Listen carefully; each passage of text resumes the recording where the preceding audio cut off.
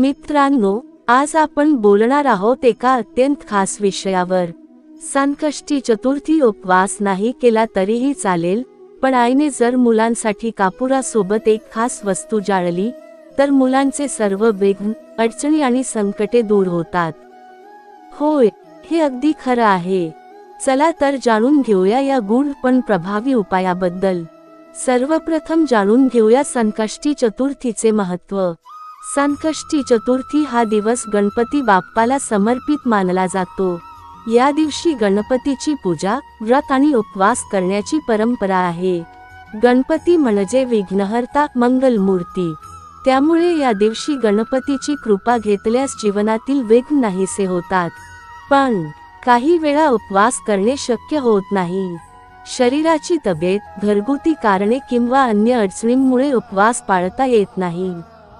अशा वेळी काही जणांना वाटते आज उपवास नाही केला म्हणजे पुण्य मिळणार नाही। पण मित्रांनो, असे अजिबात नाही। गणपती बाप्पा केवळ उपवासावर खुश होत नाहीत, तर श्रद्धा, भक्ती आणि निस्वार्थ भावनांवर खुश होतात। मग उपाय काय? आईने मुलांच्या नावाने एक विशेष कृती करायची आहे। ती म्हणजे कापुरासोबत मोहरी जाळणे। होय, मोहरी आणि कापूर एकत्र जाळल्यास त्यातून निर्माण होणारी उष्णता आणि सुगंध नकारात्मक शक्तींना दूर करतो। घरातील, विशेषतः मुलांच्या आयुष्यातील अडथळे कमी होतात।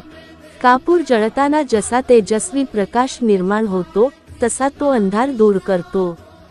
मोहरी जळताना निर्माण होणारा सुगंध नकारात्मक ऊर्जेला नष्ट करतो।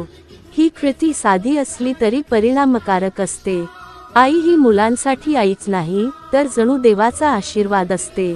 आईने केलेली छोटी कृती ही मुलांच्या जीवनात मोठा बदल घडवते। मुलांच्या प्रगतीत, आरोग्यात, अभ्यासात किंवा करिअरमध्ये येणारे अडथळे दूर होतात। आता प्रश्न पडतो, हा उपाय कसा करायचा? सोपं आहे। संकष्टी चतुर्थीच्या दिवशी संध्याकाळी पूजा झाल्यावर एका छोट्या ताटलीत कापूर ठेवा। त्यावर थोडी मोहरी ठेवा। ते पेटवा।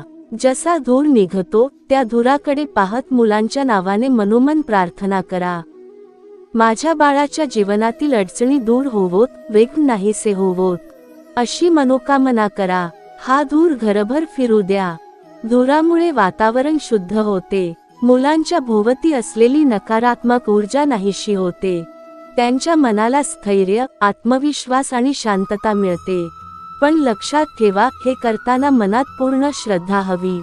केवळ रीतसर केल्यास उपयोग कमी होतो। आईच्या प्रेमातून, भक्तीतून केलेली प्रार्थना मात्र बाप्पापर्यंत पोहोचते।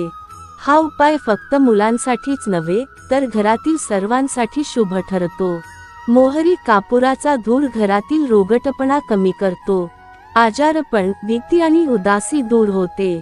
घरात आनंद आणि समाधान निर्माण होते। पितृपक्षाचा काळ असल्यामुळे हा उपाय आणखी प्रभावी ठरतो। या काळात केलेली प्रार्थना आणि साधना पूर्वजांना पोहोचते। पूर्वजांच्या आशीर्वादाने मुलांचे आयुष्य मंगलमय होते।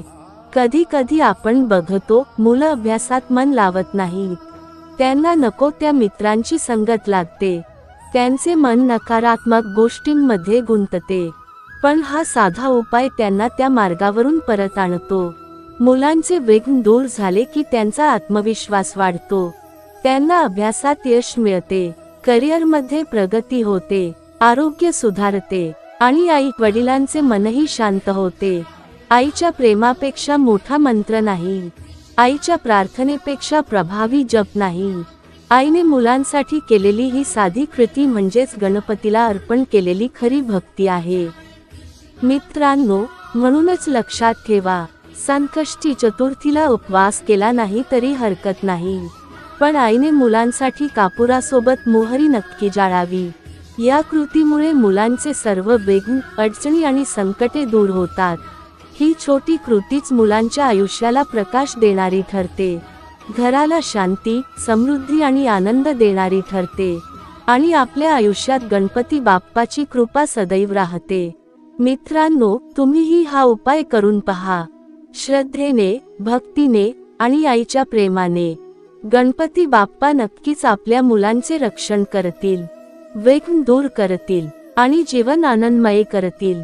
व्हिडिओ आवडल्यास लाईक सबस्क्राईब करायला विसरू नका। कमेंट मध्ये लिहा गणपती बाप्पा मोरया।